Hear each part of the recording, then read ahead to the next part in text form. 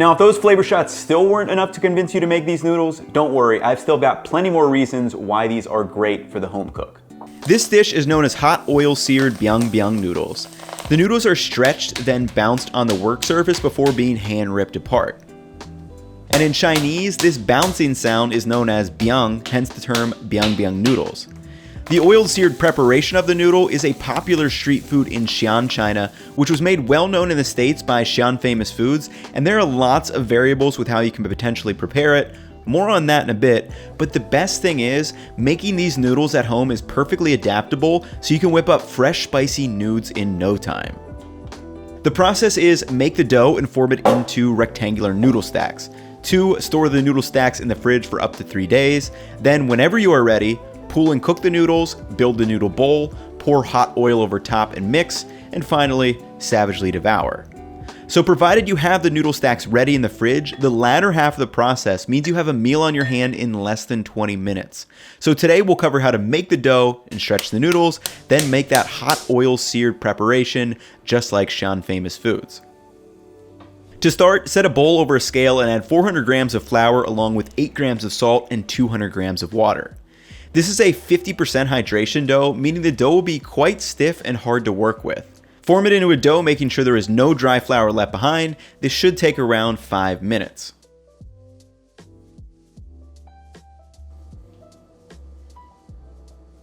Once formed, cover the dough with a bowl over top and let this rest for a full 30 minutes, during which the dough will relax. After 30 minutes, the dough should feel much more supple and smooth, and then knead this for another 3 to 5 minutes to really develop the gluten in the dough.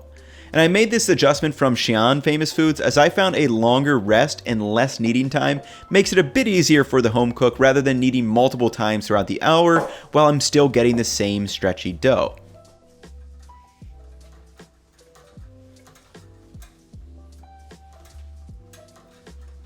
After kneading, let rest for 5 more minutes, and at this point, as with any dough, check for a gluten window by stretching the dough to transparent, and it should be able to get really thin before breaking.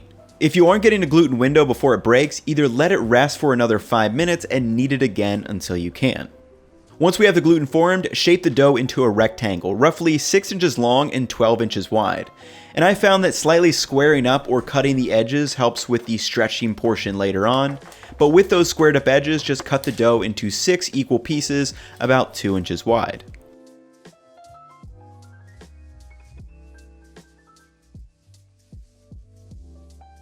Each noodle sheet should weigh roughly 100 grams, meaning it will have about 240 calories. And to store them, brush the exterior of the pieces with a bit of neutral oil, which will ensure they do not stick to each other. Then place the noodle stacks slightly overlapping each other like books in a container. We're going to let these rest for at least 1 hour before using, or up to 3 days, and this is what allows you to whip up noodle dishes at a moment's notice, because now it's the fun part. Are you ready to see how these can form a quick weeknight meal? So after resting for at least 1 hour or up to a couple days, pull out however many noodles you want. 1 is usually a solid serving if paired with a good amount of vegetables and other stuff. I'm pulling out 3, which I'm going to turn into 2 meals, and just set these aside to warm up a bit while we do some other things. First, set a pot of water on to boil. You want to have the water ready as soon as you are done stretching the noodles. Then meanwhile, we can prep the sauce, aromatics, and vegetables.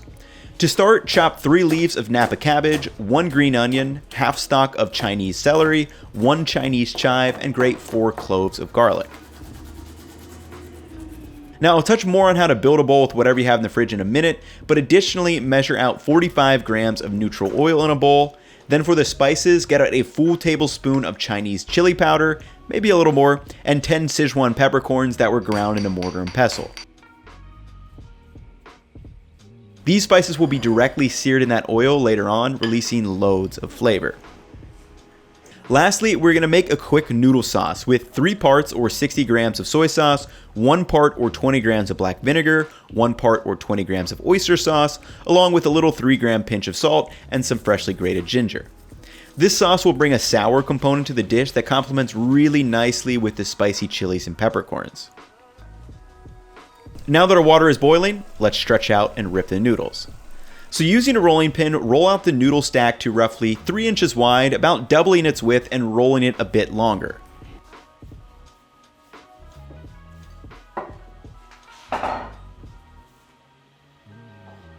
Now before stretching these, using a bench scraper or a chopstick, make an indentation down the center, and this is almost like a perforation line to help it when we rip these.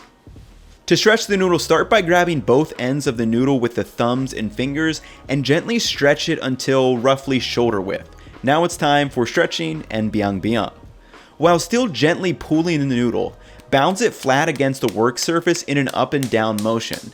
And this is the part that's going to take a little bit of practice and muscle memory. If you grip too tight or pull too hard, it will definitely break, but it is perfectly fine, just stretch it from wherever you broke it. Once the noodle is roughly 4 feet long, it should be the correct thickness, and you're just going to pick it up by the center and rip it straight down, forming the noodle ring.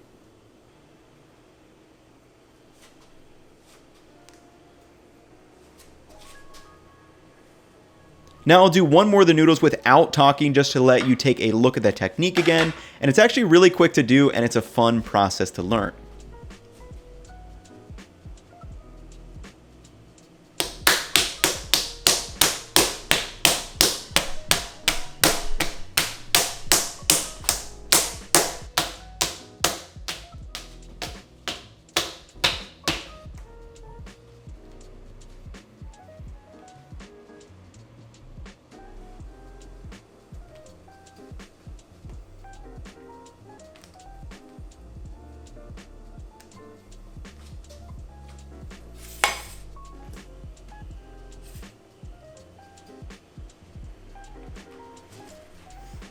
Now to cook the noodles, place them in the boiling water and cook them for no more than 2 minutes. Make sure you're stirring these with tongs or chopsticks to ensure the strands aren't sticking to each other on the bottom. As Xi'an Famous Foods mentions, take a bite and make sure it's QQ, which is a Chinese phrase that means toothy or chewy, much like al dente in Italian. Pull the cooked noodles out of the water and then place them in a large mixing bowl. Meanwhile, I'm going to add a big pinch of salt to the water and then toss in the Napa cabbage to blanch for just a minute. Now it's time to assemble the hot oil seared noodle bowl, which can be made many ways and really has 4 main components that I've seen. So the 2 constants are the cooked noodles on the bottom and the really hot oil that is poured over the top. Then to start building this, for the flavor, a noodle sauce is typically used, something like we made earlier. A key here is to use something sour in addition to the soy sauce. Black vinegar is the key choice in Xi'an cuisine, but other vinegars could be used. Second is blanched vegetables. Really any vegetable you want to toss in that hot noodle water to cook could be used here, just use your imagination. Third is the aromatics. Garlic and ginger are always good, but fresh chilies, green onion, leek celery, or any number of aromatics can perfectly fine. Lastly is going to be the spices. So in Xi'an cuisine, this is typically going to be Chinese red chili flake and Sichuan peppercorns, but cayenne could be used as a substitute if you want to. Or you can have some fun with this and use whatever spices like cumin, which is not normally used in this dish, but is used in other parts of the cuisine. So now that we have that loose blueprint, to assemble, toss in the Napa cabbage and follow that with a couple spoonfuls of the noodle sauce. Next, add the aromatics, which are the Chinese chive, the celery, garlic, and lastly pour the spices over top. And you want to leave this in a tight little pile over top, which was what we're going to pour the hot oil over.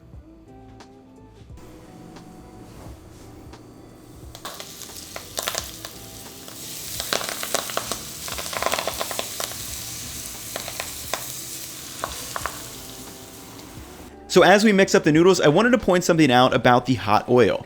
While this does just look cool, this actually serves a very important cooking purpose. You see, many flavor compounds in spices and herbs are fat soluble, meaning that using hot oil to bloom them releases far more flavor compounds than if these were just mixed in with plain water noodles. Now once the spices are evenly dispersed with the oil and everything, just serve them. Now these are definitely great as is, but my favorite way to eat these is the Xi'an Famous Foods way of adding their spicy cumin lamb, which I made in my last video, over the top. Now interestingly enough, the spicy cumin lamb noodles made by Xi'an Famous Foods is not a traditional thing done in Xi'an, China. It was done by Jason's dad when they first moved here from the States, as they weren't able to get some of those flavors that they know and love, but now is a staple on the restaurant menu. It seems like adding another delicious thing to the noodles just seemed like a no-brainer, so let us consume. So now, taste test time. It's so hard to stay away from these noodles. They're such an interesting combination of spices. They're fatty. Let's just dive into them.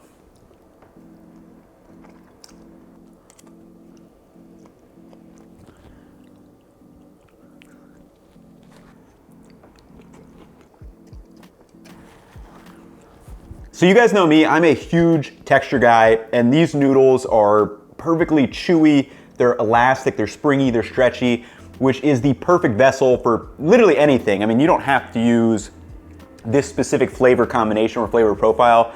These would probably be good with just anything, like just buttered noodles or just noodles with soy sauce. That being said, the flavor profile of this is really what kind of takes the dish and makes it something very unique for me.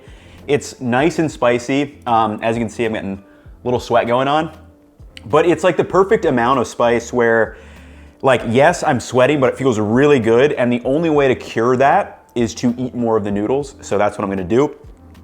And then pairing this with something like the lamb, the spicy human lamb, which actually is not a traditional thing done in Xi'an, China, but was something that they did for Xi'an Famous Foods and now is, you know, is kind of like a traditional thing. Normally they're not paired together, but they're two traditional dishes that are paired together at Xi'an Famous Food at least, and they're absolutely incredible. So, had something hit in the back of my throat there, but it's just like a perfect combination if you use meat on top or don't use any meat, and then pair this with vegetables. You know, we use Napa cabbage in this one, bok choy, broccoli, really any kind of green or blanched vegetable that you could throw into this to make it, you know, a little bit, you know, get your greens in and not just, you know, straight noodles and carbs. But hopefully you guys enjoyed the video. You've got to make these, keep some of those noodle stacks in your fridge, and you can bust out amazing dishes in, yeah, like 20, maybe 25 minutes tops. And not to mention the stretching of the noodle part is actually a lot of fun to learn in and of itself. So hopefully you guys have enjoyed the video. Recipes will be up on my website. And reminder, they're just based on the ones from the cookbook. So check out the cookbook if you want to. It's a great read. But that's gonna wrap it up for me in this one. I'll catch y'all in the next one. Peace.